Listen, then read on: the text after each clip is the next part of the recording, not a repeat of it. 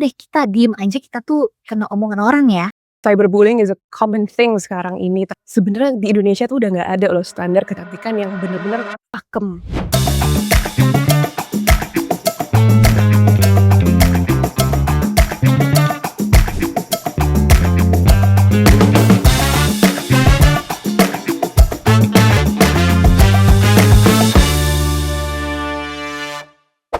Yong warga, balik lagi di PKM Podcast Nersmi. Kali ini dengan aku Eki sebagai host hari.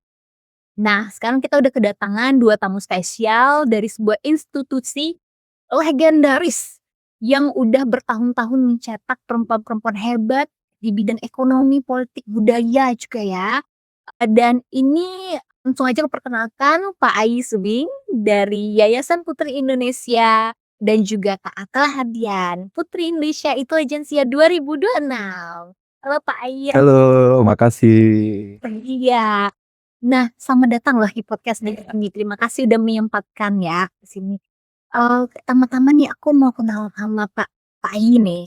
Pak Ai, boleh mungkin menyapa audiens ya sekaligus memperkenalkan diri Pak Ai. Udah berapa lama di Yayasan Putri Indonesia dan apa posisinya di? Ya, oke. Selamat siang semuanya. Saya dengan Ai Subing. Kalau berapa lama di Musik Ratu dan Yayasan Putri Indonesia sudah cukup lama ya. Mungkin bisa seumuran anak-anak Gen Z atau juga ya Gen Z lah ya. 20 tahun. 20 tahun nih. 20 muda ya. 20 tahun dan saat ini saya posisinya sebagai Senior Public Relation Manager. Iya. Oke, kalau boleh perkenalkan diri menyapa audiens. Oke, halo semuanya. Perkenalkan nama aku Atala Hartiana Putri Hardian. Biasanya dikenal sebagai Atala. Dan aku merupakan Putri Indonesia Intelijensia 2 dan juga Putri Indonesia Influencer tahun 2026 ini. Waktu kompetisi, aku sempat juga mewakili daerah DKI Jakarta 1. Oke, wah keren banget ya. Pak Ai nih, Iya. ngomong-ngomong Putri Indonesia, mungkin yang milenial ke bawah itu udah wow banget ya, udah nggak asing lagi sama Putri Indonesia ya. Tapi untuk Gen Z dan juga barangkali Gen Alpha nih sekarang, mereka harus berkenalan lagi dengan Putri Indonesia. Nah, boleh nggak Pak, Bapak kembali memperkenalkan Putri Indonesia itu sebenarnya apa dan apa aja legenda yang udah pernah dibikin oleh Putri Indonesia? Oke, makasih pertanyaannya. Mungkin sebelum kita ngomong tentang Putri Indonesia, saya akan bahas singkat dikit tentang masalah Yayasan Putri Indonesia ya. Karena Yayasan Putri Indonesia ini kan platformnya, rumahnya gitu ya, yang mencetak perempuan-perempuan Indonesia untuk menjadi mempunyai karakter yang jiwa-jiwa pemimpin, kemudian mempunyai karakter yang peka terhadap keadaan sosial, peduli terhadap budaya dan lain-lain. Nah, ini yang menjadi visinya Ibu Muriati Sudibyo selaku founder PT Mustika Ratu Tbk dan Yayasan Putri Indonesia. Nah, beliau sudah melihat artinya ke depan perempuan-perempuan Indonesia ini artinya mempunyai kemampuan atau kekuatan ya yang bisa bersaing. Jadi betul-betul perempuan-perempuan ini namanya itu di empowerment itu penguatan karakter perempuan Indonesia untuk betul-betul mereka nanti dapat bersaing baik di nasional maupun di internasional sebagai perempuan-perempuan yang mempunyai jiwa kepemimpinan, kemudian mempunyai leadership, entrepreneurship, kewirausahaan, dan juga tetapi mereka mempunyai karakter kuat terhadap keadaan kepedulian terhadap sosial, termasuk juga masalah-masalah budaya. Nah, artinya dalam perjalanan itu artinya generasi ini kan berubah dari milenial, Gen Z sampai ke Alpha. Artinya bagaimana nih supaya untuk kita mendekatkan kepada dengan Gen Z kan. Nah, untuk mendekatkan itu, nah kita juga nggak lepas dengan mengikuti dengan teknologi. Artinya teknologi ini tidak hanya sebagai perkembangan zaman yang mesti diikuti, tetapi juga teknologi ini yang akan membantu kita untuk dapat mensosialisasikan, kemudian menjelaskan apa sih sosok Putri Indonesia. Contohnya yang paling mudah dengan adanya perkembangan digital ya, digital atau sosial media dan, turunan lainnya, seperti itu. Jadi kita mencoba untuk, menguatkan di digital untuk meng-grab kaum Gen Z. Karena kan Gen Z saat ini kan semuanya mereka bermain dengan digital ya, di sosial media. Nah, itulah yang kita akan masuk ke sana gitu loh. Berarti ngomong-ngomong digitalisasi nih Pak ya, kalau zaman dulu kan kita mau voting ketik Rex pasti, nah ini berapa berapa berapa, nah, kalau sekarang itu gimana nih Pak sistem voting-nya? Ya, nah kalau sekarang ini, kita itu sudah merasakan beberapa tahun ke belakang ya, itu kita sudah bekerja sama dengan sistem voting yang, sifatnya digital ya. Khususnya kita bekerja sama dengan Nextme, dengan platformnya QRIS. Nah, artinya ini kan suatu bentuk kolaborasi antara Yayasan Putra Indonesia dengan QRIS yang menghasilkan suatu inovasi. Nah, hasil inovasi ini artinya kan manfaatnya sangat sangat besar sekali. Contoh salah satunya adalah dengan menggunakan teknologi QRIS ini, yang sudah pasti datanya update, kemudian mudah gitu kan. Kemudian semua semua anak-anak sekarang sudah pakai QRIS semua ya. Artinya untuk memilih atau menentukan pilihannya, mereka sudah sangat mudah gitu kan. Nah, jadi ini artinya teknologi ini bukan hanya kita mengikuti perkembangan zaman, tapi memang betul-betul membantu dalam pelaksanaan kegiatan-kegiatan kita, baik secara keseluruhan maupun dari sisi voting melalui QRIS ini, seperti itu. Oke, nah Om ini pertanyaan buat Kak Atala nih, kalau di Putri Indonesia kan sangat ditekankan nilai brand beauty behavior ya. Betul. Nah, kalau buat Kak Atala sendiri, apa sih makna brand beauty behavior? Bahkan sekarang di Yayasan Putri Indonesia kita ada 5 Kak, bukan 3B aja. Jadi betul, jadi teman-teman putri ini memiliki prinsip bahwa wanita Indonesia tuh penuh dengan brain, beauty, behavior, be brave, dan juga be right. Jadi selain kita memprioritaskan bagaimana kami berkembang secara intelektual, secara spiritual juga sebagai behavior, dan juga secara appearance dan kecantikan bagaimana kami merawatkan diri, juga prinsip seperti kita harus berani untuk mengambil keputusan yang memang tepat sesuai dengan prinsip kami dan juga kebenaran gitu. Jadi memang secara kolektif di Yayasan Putri Indonesia kita sangat-sangat diajarkan values-values yang bernilai banget gitu. Tadi brain, beauty, behavior, dan juga be brave dan be right. Berarti, seorang putri juga harus memiliki ideologi sendiri ya, Tuh punya prinsip ya. prinsip dan keinginan untuk mau bawa kemana nih yang aku Betul, lakuin. betul. Contohnya seperti yang mungkin aku bawakan pada saat mengikuti ajang Putri Indonesia, kebetulan latar belakang pendidikanku tuh psikologi Kak. Jadi memang aku mengedepankan pentingnya menjaga kesehatan mental buat anak-anak generasi muda, seperti itu.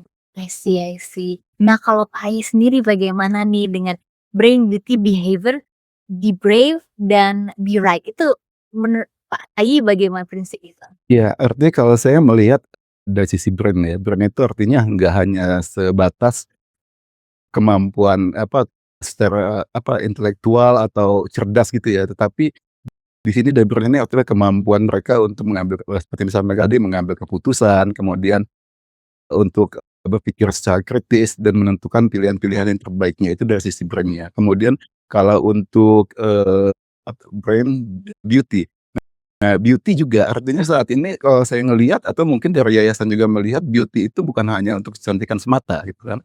Karena kalau kita melihat kan, mungkin saya pakai bahasa yang umum ya, cantik itu dalam bentuk universal gitu ya. Kalau universal karena kita tahu kan di Indonesia ini kita ada 38 provinsi semuanya mempunyai bentuk kulit cantiknya masing-masing, warna kulit yang beda-beda dan itu mempunyai apa keragaman dalam bentuk kecantikan gitu kan. Nah, artinya cantik di sini kita di Yayasan Putri Indonesia nggak hanya ngelihat dari penampilan fisik, tetapi betul-betul memang artinya didukung lagi dengan istilahnya kayak kemampuannya, kemudian, keahliannya gitu ya, dan lain-lain lah gitu ya. Kemudian brand beauty behavior. Nah, yang kalau saya ngelihat behavior ini hal satu yang paling penting dari semuanya gitu kan ya. Karena behavior ini yang akan menunjukkan identitas dia sebagai putra Indonesia, baik ketika dia di mengadakan kegiatan di nasional maupun di internasional, karena behavior ini nanti yang akan menentukan dan menjadi identitas dia gitu kan. Ketika dia behavior-nya istilahnya dia bisa menempatkan dia sebagai putri Indonesia, bisa mewakili Indonesia, saya yakin semua orang akan ingat karakter dia sebagai putri Indonesia yang sesungguhnya gitu loh.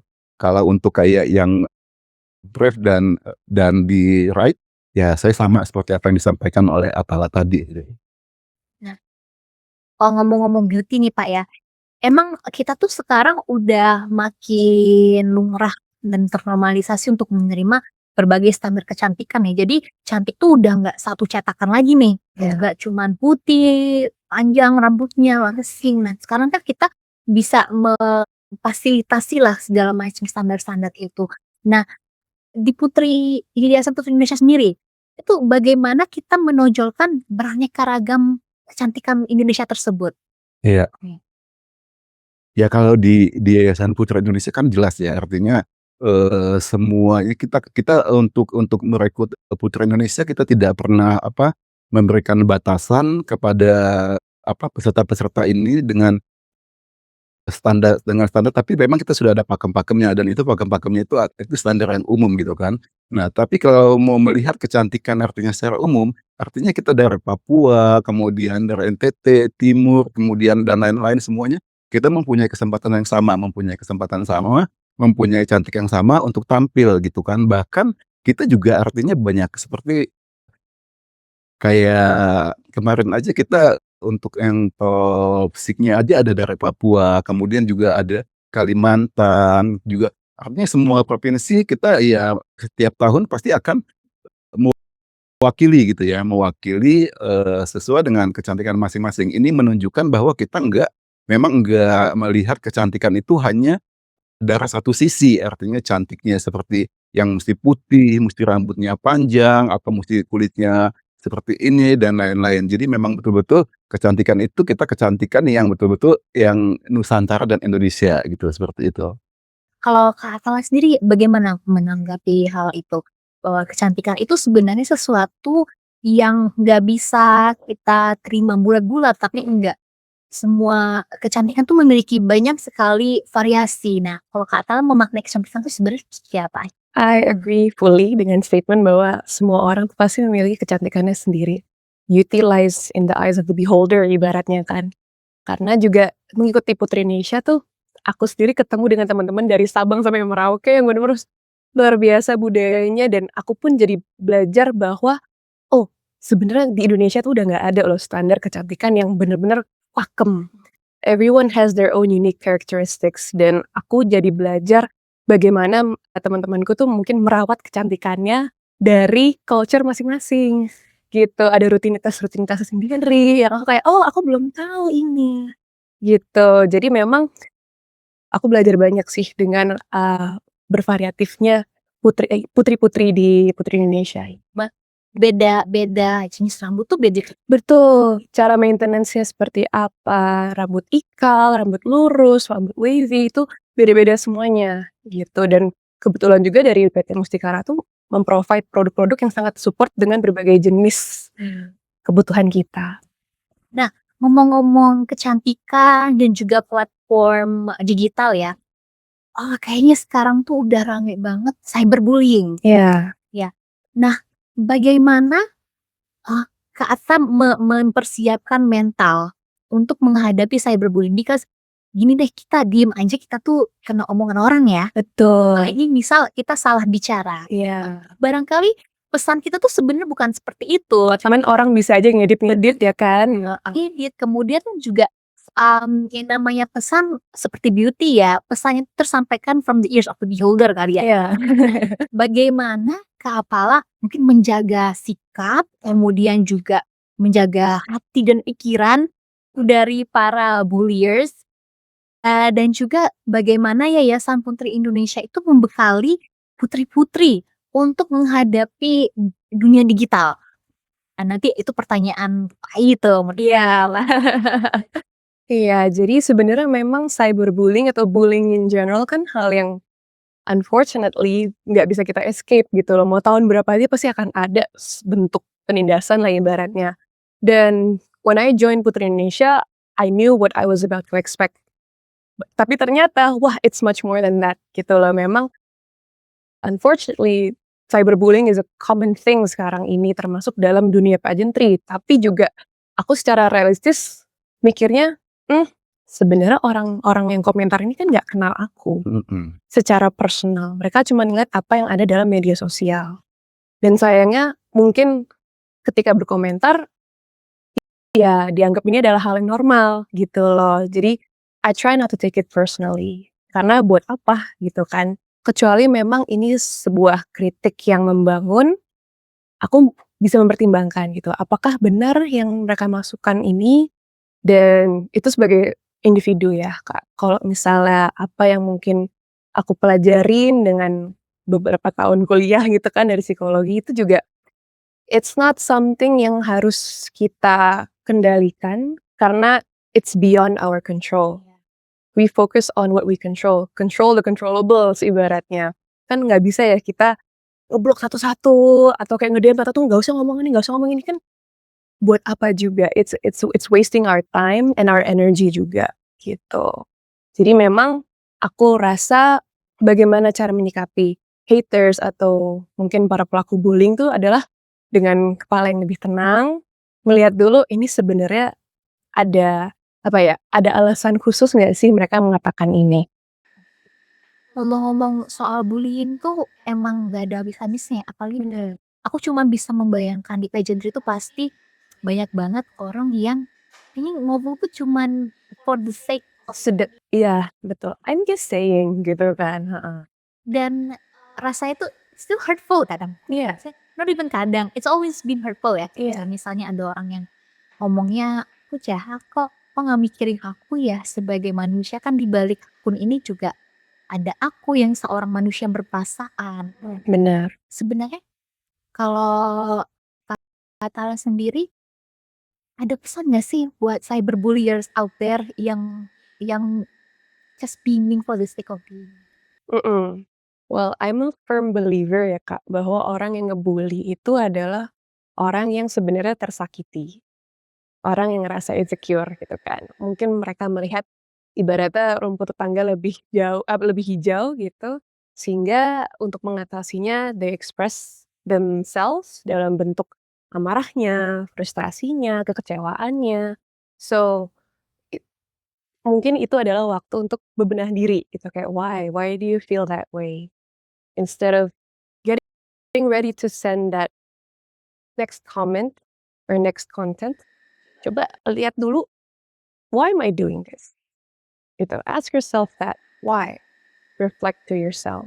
Dan sebagai orang yang mungkin pernah menjadi korban bullying pada saat kecil, dan aku rasa this is something yang merugikan dua belah pihak nih, nggak cuman korban doang, tapi pelaku juga.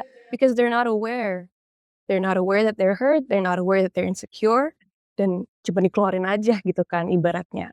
So, my final message would be like, let's use social media wisely gitu, and more mindfully, karena banyak sekali manfaat yang bisa kita dapatkan dan juga berikan. So, the whole point of having this platform is to educate, not spread hate. I like that. I like those words. To educate, not spread hate. If you cannot spread anything, if you cannot spread something nice, then Don't say spread anything else. exactly. Kalau dari Pak Ai nih, pasti udah apa ya? Udah pasti ada lah nih orang-orang haters out there yang membenci ya. Ini bagaimana Yayasan Putri Indonesia melindungi anak-anak mereka nih dari hateful comments, dari orang-orang yang ya sekiranya mau melakukan sesuatu yang buruk lah. Iya. Pertama-tama sih kita udah pasti ketika mereka terpilih ya, bahkan bukan hanya pas setelah terpilih, pas di karantina juga kita ada semacam kayak edukasi untuk 45 finalis, bagaimana menghadapi media, kemudian di sosial media, gitu ya. Semuanya sudah kita jelaskan. Artinya ketika mereka memasuki di dunia pageant, ya mereka juga nanti pasti akan menemukan kayak fans-fansnya, baik ada yang suka maupun tidak suka ya. Artinya ada yang nanti seperti apa, nah itu udah kita siapkan. Artinya kita siapkan ini bukan kita membenarkan ya, tapi paling enggak mental mereka udah kita kasih pondasi dulu supaya kuat ketika ada hal-hal seperti itu. Nah, kita juga artinya kita selalu untuk memberikan suatu edukasi. Edukasi ini kita kan di pageant itu kita melakukan ini yang pentingnya kita mengadakan kolaborasi ya. Kolaborasi atau kita mempunyai hubungan baik dengan kayak portal pageant, kemudian, pageant lover dan lain-lain, ya untuk mengedukasi, untuk mengadukan karena mereka yang lebih tahu, mereka yang bermain di apa, di ranah itu ya, industri itu ya, kalau untuk kayak pageant-pageant itu. Nah, artinya ketika memang ada kita kan nggak tahu kan ya, kayak yang komen-komen yang buruk seperti apa, semua orang bisa komen kan. Istilahnya kita memang ingin mendukung nih, mendukung Putri Indonesia, ataupun juga kayak pageant-pageant lain yang memang ini yang dari sisi positifnya bisa membantu meningkatkan kebudayaan, kemudian di internasional segala macam. Ayo kalau memang kita suka di sini kita bantu dengan komen-komen yang positif. Tetapi ya itu kita juga nggak mungkin bekerja sendiri ya, artinya yayasan mesti menggandeng dengan teman-teman yang lain seperti kayak media atau melalui podcast atau mau apa gitu kan, memberikan edukasi juga buat mereka nih, "Ayo loh kita sama-sama. Udah deh, udah nggak zamannya lagi gitu kan, kita mau ada hate comment, bullying segala macem." Berarti sebelumnya bullying itu juga bisa muncul bukan secara tiba-tiba tapi mungkin dari support. Betul betul, supporter-nya siapa, kemudian kadang-kadang juga ada yang koordinatornya siapa, yang punya yang menggerakkan siapa, itu ada. Kan yang penting mendapatkan representasi Indonesia yang tepat, gitu. Oh, berarti memang Yayasan Putri Indonesia took notice of this, kemudian berusaha untuk bagaimana kita saling melindungi aja. Betul betul, saling melindungi. Be Iya, respectful. sebetulnya sih kita ya kalau kayak Yayasan Putri Indonesia kalau kita mau acuh gitu ya, mau acuh masa bodoh atau apa segala macam, bodo amat itu kan, kita tetap eksis kok, kita tetap kuat karena di belakang-belakang kita juga banyak pendukung-pendukung kita kuat. Nah, tapi karena kita mempunyai rasa peduli dengan yang lain, ya makanya kita coba gandeng, kita perbaiki, yuk sama-sama, ini kita atas buat Indonesia semua loh gitu loh, ngapain sih dan ini juga ajang ini kan kita memang istilahnya pecinta pageant ya, artinya pecinta pageant ya kita mesti dukung semua pageant seperti apa gitu kan, itu. Berarti, sebenarnya ini menarik banget, Pak, ya. Karena, apalagi dengan anggapan bahwa negative marketing is still marketing, but like for Yayasan Putri Indonesia itu tidak seperti itu ya, karena, yang namanya bad marketing kalau yang dari aku tangkap ya, bad marketing is still bad, tidak baik untuk jangka panjangnya berarti ya. Ya memang dari Yayasan Putri Indonesia berusaha untuk memperbaiki ya. Iya iya. Artinya kali Yayasan Putra Indonesia kan kita udah cukup apa ya, artinya udah cukup, tangguh lah ya, kita istilahnya kalau untuk kayak badai segala macam itu udah banyak banget lah yang menghantam istilahnya dari zaman kita kirim ke Putri ke Miss Universe atau kemana gitu kan, itu kita udah banyak segala macam organisasi segala macam udah cukup banyak. Tapi semakin banyak yang menghantam kita semakin tumbuh juga istilah dukungan-dukungan buat kita gitu kan. Kayak sekarang ini kan semua di pemerintahan daerah ya, itu kayak apa, ya kayak kepala-kepala daerah segala macam itu, semuanya mereka rata sudah support, banyak support. Kalau dulu kan mereka masih kayak ragu-ragu, masih menunggu atau apa, tapi sekarang udah support semua gitu. Dan sebagai putri-putri yang mewakili Wah, provinsi ini gitu. pun kita juga mendapatkan support yang luar biasa dari pageant lovers, gitu. Jadi kan ya namanya juga orang bisa berpihak ya kan. Dan ketika kita mendapatkan support dari portal pageants atau pageant lovers, itu tuh kayak jadi apa ya, penguat tambahan gitu loh. Bahkan yang hal-hal yang kita nggak expect, sepeduli itu mereka supporter-supporter kita. Menarik sih, karena if you want to think that, oh yang penting orang berbicara, begitu negatif maupun positif. Tapi bagi Yayasan Putri Indonesia ya we don't need that negative. Iya, betul. Selama ini kan kita selalu terpukau dengan penampilan putri-putri yang anggun, Mbak, ya. Yang kita lihat kan udah jadi aja yang, penampilannya anggun, kemudian penampilan cantik. Sebenarnya kan di balik itu ada banyak proses ya sebenarnya. Nah, boleh diceritain nggak sih, Pak, sebelum malam final dan bakar itu ada proses apa aja? Terutama mungkin saat karantina kan, mungkin ada penggemblengan secara Iya. mental dan juga intelektual di situ ya? Iya iya. Ya kalau kita ngelihat kan masyarakat umum ya khususnya ya, melihat putra Indonesia itu pada saat mereka crowning pakai mahkota gitu kan. Maaf tidak. Pas malam final itu kan, karena kita tahu lah sampai kalau malam final itu, kalau untuk di YouTube aja kita bisa sampai tembus jutaan, kemudian memang jadi pas memang itu ditunggu-tunggu. Tapi mereka nggak melihat perjalanan awal mereka ini ya. Artinya mungkin saya nggak ngomong tentang masalah di karantina dulu deh. Sebelum karantina gitu kan mereka ada kayak pemilihan-pemilihan juga ini untuk yang di daerah ya. Ada pemilihan daerah segala macam. Di situ mereka sudah melakukan karantina. Bisa 3 sampai 4 hari gitu kan untuk mendapatkan wakil-wakil provinsi. Itu sama juga itu istilahnya mininya karantina di nasional gitu kan. Ya mereka sama penggemblengan, dapat apa apa sih, pembekalan, kemudian pengetahuan, skill dan lain-lain, sama seperti itu. Kemudian ketika mereka terpilih, mereka sudah mesti persiapkan untuk ke karantina nasional. Mereka sudah menyiapkan kayak busana, keterampilan perlu latihan, skill mereka, pengetahuan mereka, karena mereka akan bersaing dengan 38 provinsi, 45 finalis kan, jadi mereka betul-betul mesti siap. Nah, kemudian lagi pas masuk di karantina nih, jangan karantina, masih ada pra-karantina dulu ya. Ada pra-karantina itu kalau nggak salah berapa, 10 hari ya? Hampir seminggu ya? Nah, itu 1 minggu, 7 hari tuh. Itu pra-karantina itu mereka betul-betul digembleng, justru malahan capeknya pra-karantina sebelum karantina, betul. Nah, di pra-karantina itu mereka melakukan satu kayak pembekalan ya. Pembekalan ke kementerian, ke KPK, kemudian ke BNN, kemudian juga ke BPOM, dan kementerian-kementerian lain. Kemudian ada kelas-kelas juga, kelas dari Universitas Indonesia, kemudian juga ada kelas kayak, kelas kecantikan dari Mustika Ratu, public speaking, kemudian current issue segala macam dan lain-lain. Kemudian setelah itu, mereka juga nanti masuk karantina. Di karantina juga nanti mereka sudah persiapan untuk kayak penampilan di malam grand final, kemudian untuk kayak koreografi, kemudian untuk pertunjukan apa sih, nasional kostum, kemudian ada apalagi kayak yang apa, motion share dan segala macam.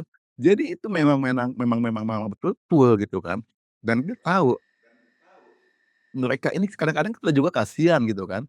Mereka ini tidurnya itu terus terang aja mungkin bisa 1 hari itu 3 jam sampai 4 jam. Iya, itu betul. Kemudian bisa 3 jam, 4 jam ya antara ya tidurnya ya. 2 tuh, malah 2 jam loh. Mereka pagi jam 5 sudah bangun, bahkan belum jam 5 sudah bangun. Mereka beraktivitas segala macam sampai malam gitu kan, sampai malam mereka kadang-kadang mesti mempersiapkan lagi buat besok segala macam.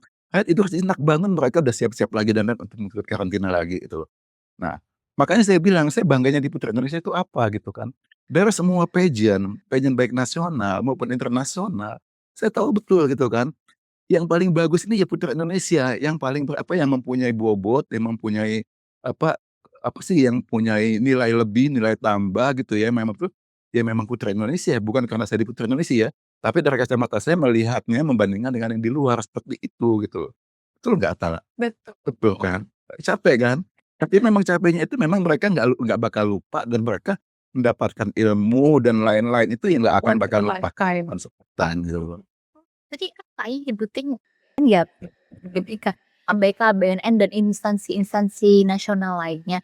Itu ngapain aja tuh Kak di instansi-instansi? Saya pakai Atalan. Oh boleh, Boleh. giliran Kak I dulu kan ya? Oke. Iya, jadi kita kerjasama dengan KPK. KPK ini sudah hampir 10 tahun ke belakang lah ya. Jadi kita pengen artinya putri-putra kita ini mendapatkan edukasi.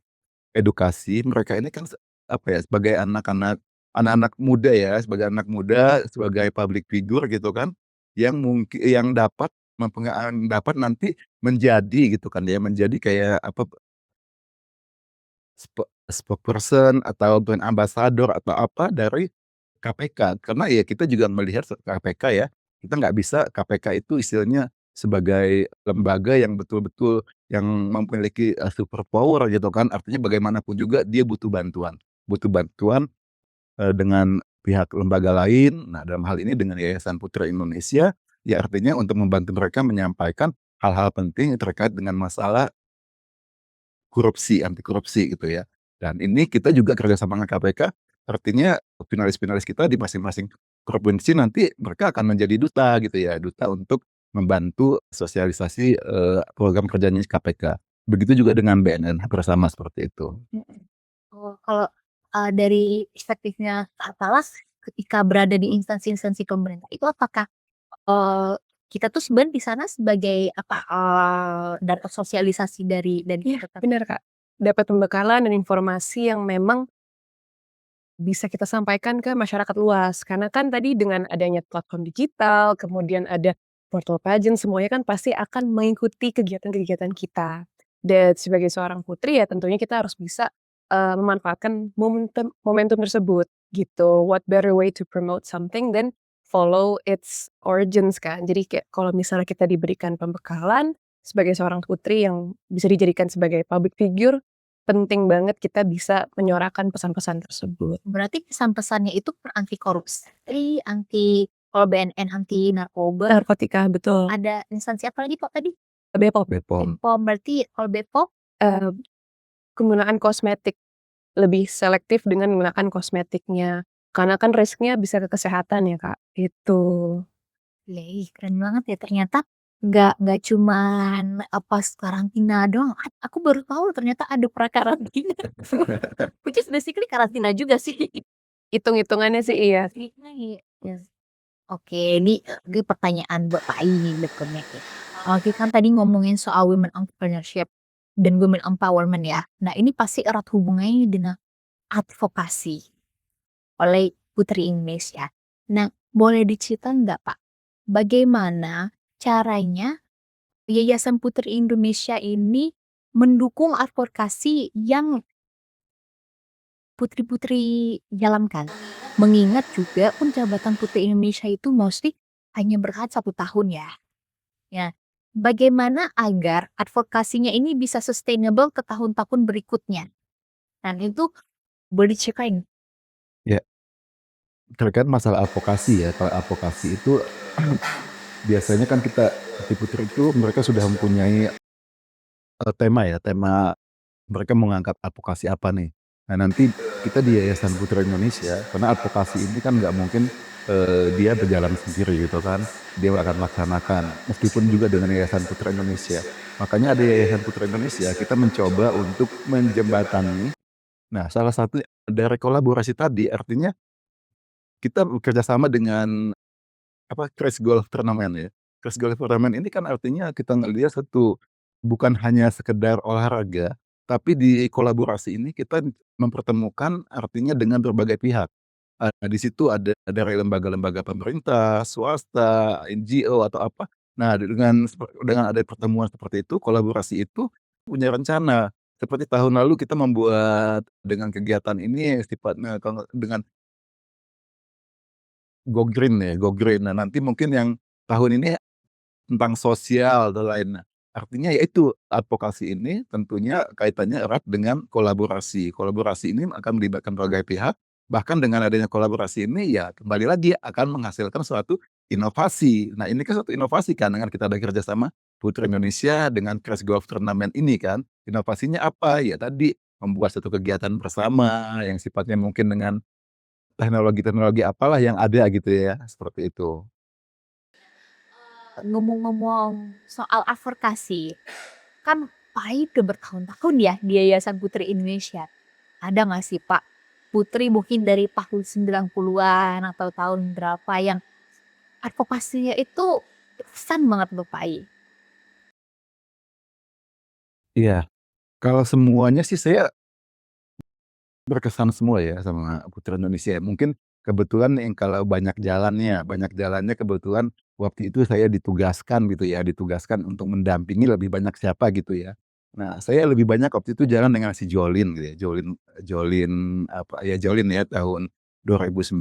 Tapi sebelumnya juga dari tahun 2024 saya juga udah banyak dengan putri-putri lain, ada Nadine Chandrawinata, sampai saat ini dia masih artinya kebentukan sampai saat ini dia mau profesinya sebagai artis kah atau apakah orang tetap kenal dia sebagai aktivis lingkungan ya, aktivis lingkungan untuk apa, untuk dasar bawah bawah laut lah gitu ya.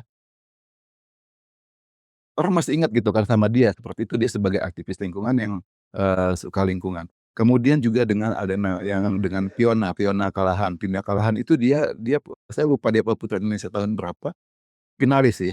Nah sampai saat ini, sampai dia menikah, kemudian itu dia masih konsisten dengan advokasinya di budaya gitu.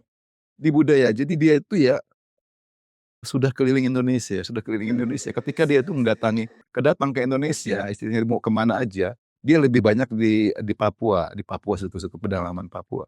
Itu suku-suku pedalaman Papua itu kalau dengan Fiona itu sudah seperti apa ya, keluarga sendiri, itu udah kampung dia dan itu juga di tempat-tempat lain juga seperti itu. Nah, kalau sama si Jolin ini dia Putra Indonesia Lingkungan, artinya dia sudah cukup banyak banget apa, kegiatan-kegiatan, apa ya, yang banyak asam garam lah istilahnya kegiatan-kegiatan lingkungan ya. Khususnya sih dalam melakukan perjalanan-perjalanan, karena kita perjalanannya cukup cukup jauh-jauh waktu itu ya. Kita melakukan konservasi, bahkan kita pernah naik ke Dampar, naik apa, kapal selama 24 jam di tengah lautan di Laut Jawa gitu ya, karena nggak ada transportasi apa-apa, 24 jam kita dari Pulau Bawean itu sampai di apa, di Gresik apa kalau nggak salah waktu itu. Nah, karena dia memang apa, dia memang enjoy gitu ya, dia menyukai kegiatan tersebut, jadi ya semuanya jadi nyaman gitu loh. Jadi nyaman, nggak ada apa istilahnya keluh kesah segala macam, ya kita menjalaninya semuanya aman, kita bikin seneng gitu loh kegiatan-kegiatan itu gitu loh, seperti itu sih. Ya tapi yang lain-lain juga saya semuanya ini semua ya, oke semua ya di Putra Indonesia selama jalan. Sama-sama Atal aja kita bilang dia keluar kata ya. Cuma sekali ya literasi doang. Aku advokasi sebagai PI itu lebih di bidang mental health, Kak. Karena kan background kan psikologi. And I've created a platform, a non-profit organization yang emang tujuannya buat edukasi anak-anak muda. Makanya sempat ketemu pada saat kita roadshow ke sekolah gitu. Memang target utama kan anak-anak remaja. My platform is called I'm Okay gitu. Jadi konten-konten kami memang berupa konten psikoedukasi yang bisa mudah dicerna lah buat anak-anak seperti itu. Oh, ini juga menarik banget ya mental health ya. Berarti apalagi dengan media sosial saat ini yang kadang meromantisasi, mental illness, Yes, kemudian juga apa ya, aksesnya oleh anak-anak terhadap betul. kontennya barangkali we do take it unfiltered ya. Yes. Itu menurut Atala bagaimana sih caranya kita sebagai orang yang lebih dewasa menanggapi dan juga membatasi? Well, as someone who create a platform memang ditujukan buat anak-anak muda, it can be quite challenging karena kan sekarang untuk edukasi tuh paling mudah tuh dengan social media gitu kan, semua udah digitalisasi. Tapi disitulah ini merupakan peluang buat, komunitasku, buat yayasanku untuk berkolaborasi dengan justru sekolah-sekolahnya langsung, Kak, gitu. Jadi langsung in person kita melakukan edukasinya, bisa berupa workshop atau mungkin aktivitas lain kayak gitu. Dan juga sebenarnya from the perspective of someone who uses social media a lot, aku sih sekarang bersyukur ya dari, Komdigi itu sekarang udah ada kebijakan PP Tunas, Tunggu Anak Siap, di mana itu membatasi penggunaan social media buat anak-anak di bawah usia 16 tahun, Kak, gitu. Karena memang secara kognitif ya, ini I'm getting a little sciencey, tapi kayak secara kognitif ini anak-anak belum di tahap yang mateng. Secara fisik, perkembangan otak itu belum optimal, sehingga belum tahu, membedakan mana yang misalnya perlu apa ya namanya, diprioritaskan, perlu dikedepankan, regulasi emosinya pun juga masih belum maksimal, kayak gitu. That's why a lot of items or kebijakan-kebijakan tuh bilangnya 18 plus or 21 plus, karena disitulah momen justru frontal lobe kita, bagian depan otak kita yang biasanya digunakan untuk rational thinking, mengambil keputusan, itu tuh matangnya di usia itu, gitu. Jadi pentingnya ada kebijakan ini, supaya kita bisa langsung memfiltrasi akses anak-anak, akses konten-konten ke anak-anak, kayak gitu. Tapi menarik juga anak-anak 16 tahun ya, berarti ya usia memasuki SMA. Berarti asumsinya ya, anak-anak yang SMA itu udah bisa memilih mana yang dan yang benar. Betul, guidance. Makanya kita harus aktif menggandeng dengan orang tua atau orang-orang terdekatnya supaya apa yang mereka dapatkan, akses pendidikannya atau mungkin informasi-informasi mengenai misalnya kayak kesehatan mental tadi yang Kakak bilang, karena memang banyak problems yang muncul justru karena kebanyakan akses. Ada nama istilahnya self diagnosing, Kak. ya kan? Dimana kita tinggal ibaratnya mencari gejala-gejala atau simptom-simptom yang kita rasakan atau yang kita pikirkan, kita masukin ke search platform langsung, oh ini adalah gejala dari misalnya depresi, bipolar, dan lain-lainnya. Padahal belum tentu itu hal yang sesuai dan juga langsung ngambil keputusan sendiri cara mengatasinya. Itu bahaya banget. Ibaratnya kayak dokter aja itu kuliah berapa tahun. Masa iya dengan sesimpel kita nge-search di Google misalnya, oh iya ini masalah gue ngobatin diri sendiri kayak gini, selesai. No, it doesn't work like that. Justru itu bisa membahayakan diri. Jadi memang to create this environment that is safe for the younger generations perlu adanya kolaborasi gitu. Ngomong-ngomong teknologi nih ya, karena kan kita fintech ya, Yes. balik teknologi. Kita hidup ketika kita itu berada di persimpangan antara yang tradisional dan teknologi. Mungkin Betul. saya dan Pak Ai ya terutama ya. Nah, kita tuh sempat hidup tanpa akses informasi yang demikian kaya, Pak ya. Tapi sekarang rasanya anak-anak jika tidak diberi HP atau media sosial, mereka justru akan ikut cerita teman-teman. Dari perspektif seorang psikolog nih, Atala, itu bagaimana ya kita menghadapi generasi basically tuh internet native loh. Iya betul. Lahir Melek langsung liat handphone gitu kan. udah lihat handphone. Iya. Ponakanku tuh udah tahu gimana cara buka Sama. HP loh. Sama. Yang mana tuh dulu secara motorik belum. Betul. Tapi ini anak kecil. Itu tuh gimana dari perspektif psikolog? Memang gadget itu kan bisa dilihat sebagai apa ya? A media where we can basically learn ya kan. Tapi juga bisa menjadi pisau yang bermata dua, Kak, gitu. So we have to be careful dan juga lebih bijak bagaimana cara menjelaskan perannya teknologi ini ke anak-anak. So we break down the logic and that is the first step, gitu. Karena aku pun juga melihat dari keluargaku, mungkin keluarga teman-temanku juga, bagaimana misalnya mereka ini membatasi screen time para anak-anak ini.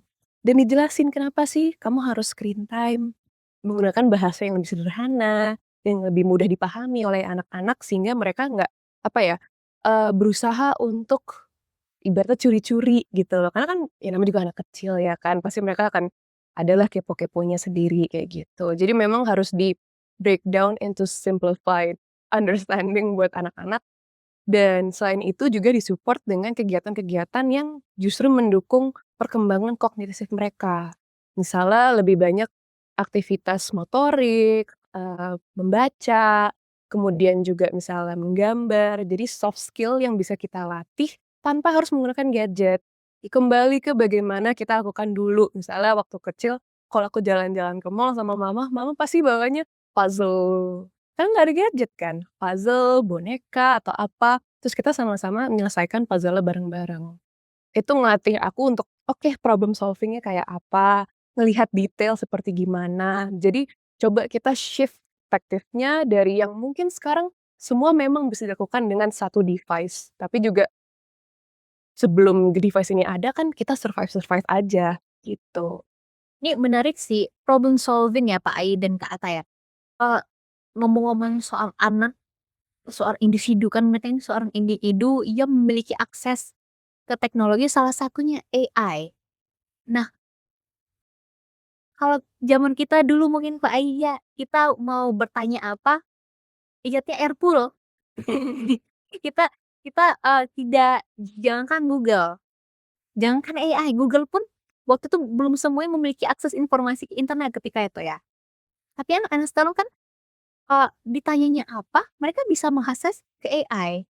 Mereka barangkali juga self-diagnose, mereka self-diagnose-nya juga bisa jadi ke AI. Betul. Nah, itu gimana sih caranya, kita tuh bisa menyeimbangkan penggunaan AI bagi anak muda dan juga barangkali bagi putri-putri, Pak, yang generasi sekarang mungkin mencari-cari jawaban atau apa malah menggunakan AI dan, dalam waktu bersamaan kita tuh juga bukan menjadi orang yang anti teknologi. Gitu. Mungkin dari Kak Atala dulu nih dari perspektif, psikologi aku bertanyanya ya. Mhm mhm. Sebenarnya memang penggunaan AI itu kan bisa menjadi hal yang sangat nge-support kita, but also can be our downfall if we choose to use it mungkin secara kurang bijak gitu ya, Kak. Jadi memang the way I see it, kita nggak bisa 100% rely on AI, karena gimana pun sebagai manusia kan kita masih saling membutuhkan. Kita basic-nya adalah makhluk sosial, gitu. Mau secanggih apapun AI, kita masih saling membutuhkan sesama untuk bersosialisasi, provide support, bahkan sekarang banyak kan yang kayak curhat ke AI. While that can be good in a way, tahu biasanya output-nya itu ngasih langkah-langkah konkret harus kemana. Misalnya lagi cerita tentang pekerjaan atau apapun lah misalnya, beban-beban emosi gitu kan. Pasti sekarang AI itu sudah punya kebijakan untuk tetap mengarahkan kita untuk seeking help for professionals. Dan itu adalah kebijakan yang bagus banget menurutku, karena if not, orang udah nggak akan saling membutuhkan lagi, nggak akan saling, apa ya, merasa ada sense of belonging untuk satu sama lain, gitu. Jadi memang pentingnya ada batasan yang jelas antara how much does AI play a part in our lives. Untuk misalnya bisnis, untuk misalnya pendidikan, yes, it's very important and yes, it's very useful, but everything also has its limits. Kayak gitu kan. Kita nggak bisa membatasi critical thinking kita hanya karena ada ibaratnya gadget yang bisa membuka jalan cepatnya nih, kayak gitu. Kita pun harus bisa mengembangkan sendiri, gitu. Nah, kalau Pak Ai bagaimana? AI kan sekarang bisa digunakan dengan mudah untuk cari jawaban Iya. atau ya sometimes the ideas aren't even originally ours. Bagaimana untuk putri Indonesia yang sangat mengusung range dari seorang kontestan? Eee, Pertama saya dulu kali ya, kalau saya pribadi ngelihat AI itu seperti ini, artinya, seperti tadi ya, artinya, teknologi itu kan pasti ada dampak positif dan negatifnya. Kalau saya mencoba untuk bersikap bijak aja ya dengan teknologi seperti itu. Saya menggunakan AI juga gitu kan, tapi kadang lama-lama ketika saya menggunakan AI, kadang-kadang saya bukan saya seperti saya yang dulu ya gitu. Saya suka nulis gitu kan, saya suka nulis. Itu memang ngebantu banget, AI itu ngebantu banget. Tapi ketika lama-lama saya melihat, ini tulisannya bukan gue banget gitu loh. Kok beda ya bilang kayak gitu kan, memang kebantu gitu kan, bahasa-bahasanya sudah tersusun dengan rapi. Tapi ada sesuatu kayaknya yang hilang gitu loh, darah-darah gue. Kayaknya bukan gue deh kayak gitu kan. Nah, jadi saya mencoba untuk menggunakan dengan AI itu saya mencoba untuk oke deh, gue ngambil teknologi, tapi tetap masih ada unsur-unsur sentuhan dari gue gitu misalnya. Jadi ketika ada satu draft itu, saya masukkan gitu kan, saya ambil yang bahasa-bahasanya versi saya gitu kan, misalnya, ini dengan bahasa-bahasanya. Nah, jadi di situ tuh ada penggabungan, penggabungan artinya bahasa dari AI yang membantu untuk mempermudah, tetapi tidak kehilangan ruhnya dari saya, tulisan-tulisan seperti itu gitu loh. Nah, itu juga ya, mungkin itu yang bisa kita sampaikan juga ke finalis-finalis Putri Indonesia. Kalau untuk kayak Putri Indonesia sih, artinya mereka sudah cukup, udah cukup, bijak dan cukup dewasa untuk menyikapi hal-hal itu. Dan kita juga bisa lihat juga latar belakang Putri Indonesia, finalis Putri Indonesia istilahnya mereka dari pendidikannya, kemampuannya, segala macam, mereka sudah tahulah istilahnya untuk menyikapi hal-hal seperti itu, sampai sejauh mana mereka menggunakan dan sampai sejauh mana juga mereka untuk memanfaatkan teknologi-teknologi AI seperti apa gitu loh. Jadi, ya kita nggak begitu kalau untuk masalah AI dari kita si Yayasan Putri Indonesia, karena kita memang bukan expert di bidang itu gitu loh, tapi secara keseluruhan kita udah bisa melihat kualitas putri-putri Indonesia, mereka udah bisalah memilah-milah gitu, seperti itu. Keren ya. Nah, masih tentang teknologi nih, kali ini kita spesifik teknologi keuangan. Jadi salah satu advokasinya SMI di tahun ini untuk Risk of Fundament adalah advokasi women entrepreneurship dan juga individu-individu berkebutuhan khusus. Nah, di sini kita ingin mendorong agar individu-individu berkebutuhan khusus bisa empowered melalui teknologi keuangan. Apalagi ya sekarang kan semua orang bisa mengakses teknologi keuangan tersebut seperti KRIS, apalagi Netsme itu sangat mendukung UMKM ya. Nah, di sini kita juga mau menekankan spesifik lagi pada individu-individu berkebutuhan khusus. Menurut uh, Kak Atala sebagai seorang psikolog, bagaimana kita itu bisa merangkul sahabat-sahabat kita yang berkebutuhan khusus untuk kemudian menerima teknologi dan juga bagaimana masyarakat bisa merangkul mereka sebagai pengguna teknologi. Ya, thank you, Kak. Sebenarnya jawaban yang utama yang ingin aku sampaikan adalah edukasi, gitu. Selain edukasi dan juga kolaborasi, Kak. Karena kan these two work hand in hand. Dan sebagai mungkin, pengguna gadget yang aktif sekarang ini, bisa banget kita mencari informasi bagaimana cara berkolaborasi dan juga berkomunikasi yang efektif gitu kan dengan para teman-teman yang bisa dibilang inklusif seperti itu.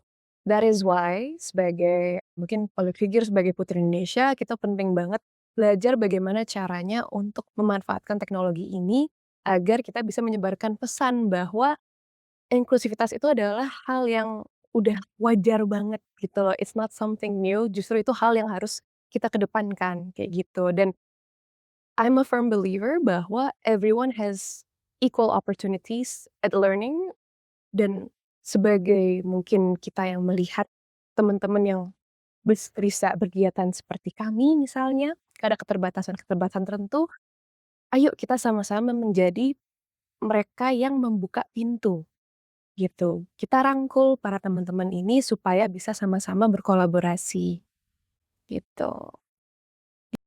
Ini bentuk banget ya, karena memang dengan adanya teknologi, kita tuh justru juga bisa belajar ya, sign language, Exactly. atau juga kita belajar bagaimana cara berkomunikasi dengan baik dan Betul. inklusif.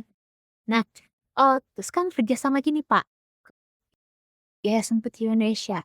Nah, bagaimana Yayasan Putri Indonesia melihat Putri Indonesia sebagai agen diplomasi budaya, ekonomi, dan, politik bahkan ya, di tingkat global. Karena kan tujuannya dari Putri Indonesia nanti akan lanjut ke tingkat Ajang internasional. Miss Internasional ya. Nah, itu bagaimana YPI mempersiapkan hal tersebut? Ya, ketika putri Indonesia mereka akan, kita ngomongnya ke internasional dulu ya, berkompetisi di tingkat internasional. Kita memposisikan putri Indonesia dia itu sebagai apa, artinya representatif. Representatif Indonesia ketika dia, terbang ke internasional, jadi apapun juga mulai dari aksesorisnya gitu ya, kemudian pakaiannya, apapun semua itu mesti berbau budaya Indonesia gitu kan.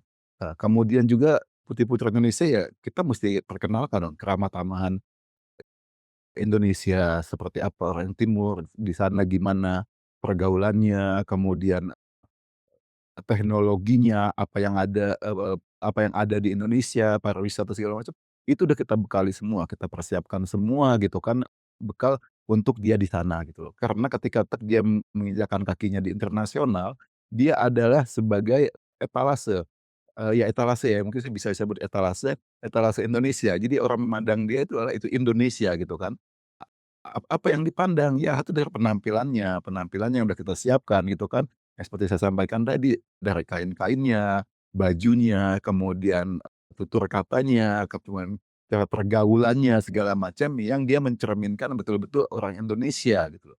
Nah selebihnya artinya ya kita juga, kasih pemahaman juga ke dia tentang pengetahuan, tentang Indonesia seutuhnya, tentang Indonesia ini seperti apa, terus tentang Nusantara. Bahkan sedikit tentang masalah politik, yang tentunya politik yang berkaitan dengan keamanan ya, keamanan di Indonesia, biar orang istilahnya merasa kalau mau datang ke Indonesia, aman atau apa gitu kan. Nah, termasuk juga tempat-tempat, apa, peluang-peluang bisnis di Indonesia ini apa nih, misalnya seperti potensi-potensi di Indonesia nih sedang berkembang apa nih, misalnya dari sisi kulinernya kah, ataukah investasi tentang apakah. Nah, itu sudah kita bekali semua seperti itu. Jadi, memang dia betul-betul ke sana tidak hanya untuk berkompetisi, tetapi juga sekaligus menjadi diplomasi diplomatnya Indonesia gitu loh. Jadi ya saat ini kan untuk diplomasi nggak hanya diplomat aja gitu kan, artinya anak-anak muda juga semua yang mempunyai potensi juga bisa untuk melakukan kegiatan-kegiatan sifatnya diplomasi antar negara, seperti itu.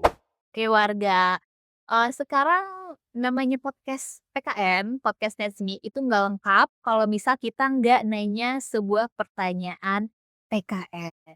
Nah, aku mau nanya Pak Ai dulu nih, Ya. tapi Pak Ai tahu. Di Indonesia per 2026 sudah Mhm. ada berapa provinsi? 38 provinsi. Oh iya, Tadinya 34, ada penambahan Papua 4 jadi 38. pasti kan Pak Ai tahu. Udah pasti hatam ya Pak itu di luar Iya, jumlah. jumlahnya. Ini pertanyaan berikutnya nih untuk Kak Atta, ini masih ada hubungannya. Sebutkan salah satu sikap yang menunjukkan nasionalisme warga Indonesia. Ini mudah sekali, Kak. Tentunya dengan menggunakan dan juga mencintai produk-produk lokal yang benar-benar khas dari Indonesia. Salah satunya adalah dari Mustika Ratu. Yang paling terkenal, the legendary minyak zaitun multipurpose. Ini benar-benar multipurpose, bisa digunakan buat massage oil, bahkan buat remove makeup. Iya, bisa, Kak. Dan sangat-sangat gentle loh ini, padahal buat kayak eye makeup dan yang waterproof itu tuh bisa langsung selesai, gitu. Kayaknya karena lagi dingin ber-AC. Tuh, boleh boleh, Kak. Mudah sekali kita menggunakannya. Yes, inget. Yes, klasik banget. Ini every women in Indonesia knows this. Coba. Sorry ya, Kak. Boleh. Iya, betul. Jadi it only takes a little, bisa kita gunakan buat di bagian-bagian yang kering, misalnya di siku. Itu tuh sangat-sangat bisa menghidrasi dan nggak lengket. Iya. Betul. Langsung Mustika Ratu. Iya, ini benar-benar produk yang sangat legendary dari Mustika Ratu dan sekarang karena kita variasinya jadi lebih banyak ya, juga ada body lotion, Kak. Ini body lotion yang terbaru ya dari Mustika Ratu ya, Pak, dan banyak sekali benefit-benefitnya dan ingredients-nya pun juga inspirasi dari tentunya culture dan juga flora-flora yang ada di Indonesia. Keren banget. Kalau itu varian Lily dan honey nectar. Favoritku tuh yang jasmine. Itu seger banget. Mhm. Olive, yes. Mhm. dan kalau semisalnya orang nanya, "Pakai parfum apa sih?" "Ah, nggak pakai parfum, aku pakai body butter." Iya, kalau aku biasanya suka layering, Kak. Jadi dari body wash-nya sendiri Mustika Ratu kan juga ada tuh yang jasmine melati, kemudian yang body lotion-nya sama body butter. Jadi bener-bener kayak ke-lock in semua itu aromanya, bener-bener kuntikor. Iya, betul. Nah, ngomong-ngomong soal Mustika Ratu nih, Pak. Ini kan brand yang sudah berdiri sejak lama, Pak, ya? Ya. Dan selainnya brand yang berdiri sejak lama, pasti ada resep kesuksesan dari Mustika Ratu untuk bisa terus relevan dan bertahan hingga saat ini.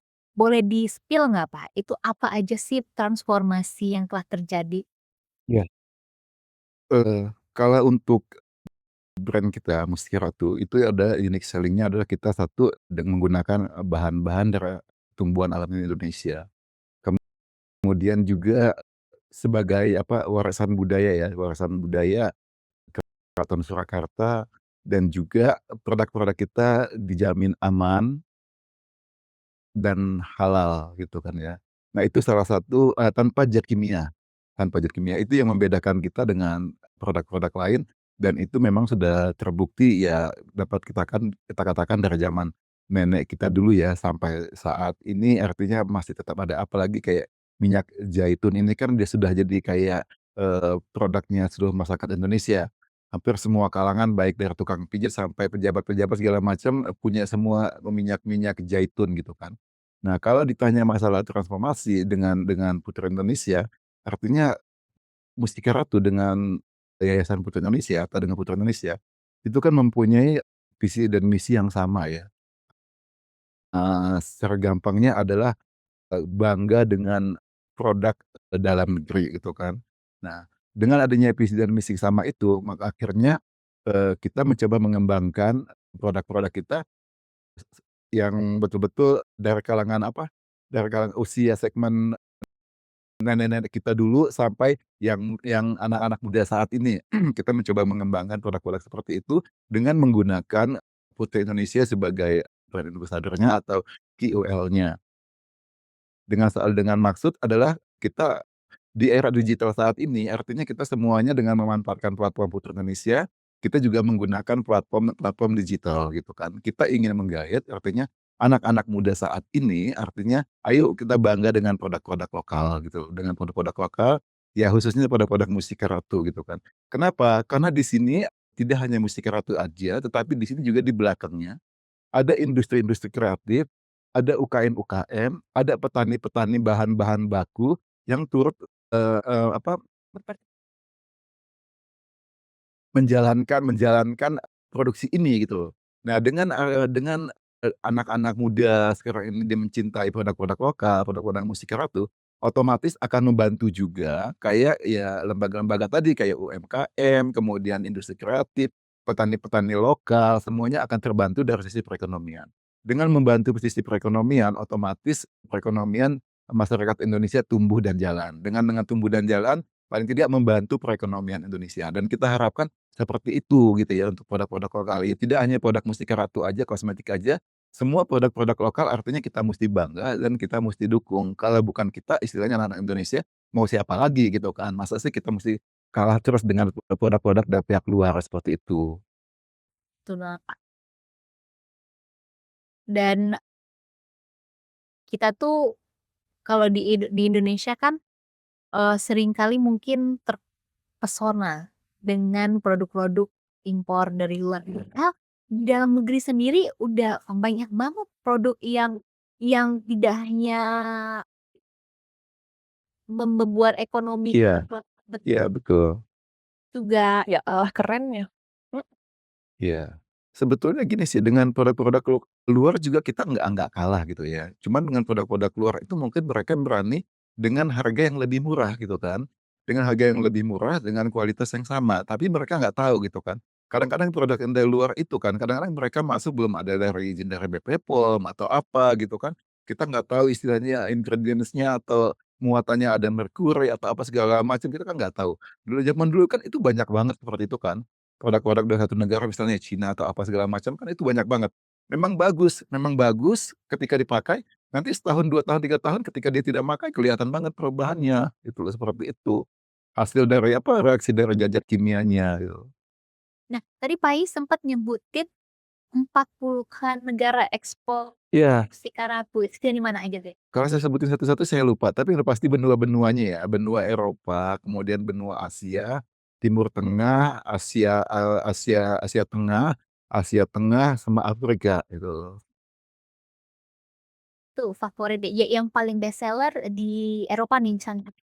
Tergantung, jadi produk kita itu kan masuk ke negara-negara tersebut kan enggak semua produk itu ke semua ke sana. Jadi kan produk kita yang masuk ke negara itu menyesuaikan dengan market-nya sama kondisi seperti apa apa ya namanya, demografinya atau kondisi apanya di negara tersebut ya, cuacanya atau apa segala macem. Nah, karena mungkin ada beberapa produk kita yang masuk ke sana, misalnya kayak Slimming tea ini cocoknya ke mana gitu kan, zaitun ini cocoknya ke mana, ke Afrika ini apa sih yang didemenin masyarakat di sana gitu, seperti itu gitu loh. Oke, Pak Ayi, Kak Atta, makasih banyak atas insights-nya hari ini. Kita jadi semua terbuka loh Pak ya, pemikirannya tentang apa sih maknanya menjadi seorang putri yang ternyata tidak hanya berlenggok di depan kamera ya, di atas panggung. Tapi juga seorang putri harus memiliki idealisme, harus memiliki advokasi yang juga berkesinambungan, yang sustainable dan berdampak nyata bagi masyarakat Indonesia ya Pak ya. Dan juga ternyata produk lokal kita tidak kalah dengan produk luar negeri. Kita aja udah ekspor ke 40-an negara ya Mustika Ratu ya. Nah, oleh sebab itu, kita semua di sini harus memanfaatkan teknologi untuk hal-hal yang sifatnya positif. Do not spread hate, spread love, and stay safe, stay inspired. Bye-bye. Bye warga.